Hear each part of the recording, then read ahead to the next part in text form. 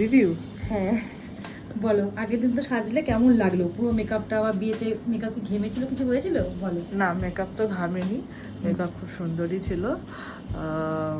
একটা তো খুব লাইট ফাইট করলে পরের দিকে যখন ফটো তুলেছে তখন তো একটু ঘাম ঘাম মতো হয়েছিল, কিন্তু সেটা খুব ন্যাচারাল, ওটা মেকআপ নিয়ে রিলেটেড কিন্তু একদমই নয়। আর মেকআপ যেমন আমি বলেছিলাম আমার খুব পছন্দের হয়েছে, সবাই এক বাক্যে খুব প্রশংসা করেছে, এত বলেছে কি বলবো, মানে ক্যামেরাম্যান থেকে শুরু করে রিলেটিভরা শুরু করে মানে আমাকে কেউ চিনতেই পারেনি, এতটাই সুন্দর লেগেছে। আর আমারও মনের মতো হয়েছে, আমি যেরকম বিশেষ করে কলকার কাজ চেয়েছিলাম, যেরকম বাঙাল ডিজাইন চেয়েছিলাম পুরো ওইরকমই হয়েছে। কলকাতা পছন্দ হয়েছিল? হ্যাঁ, কলকাতা খুব পছন্দ হয়েছে আমার।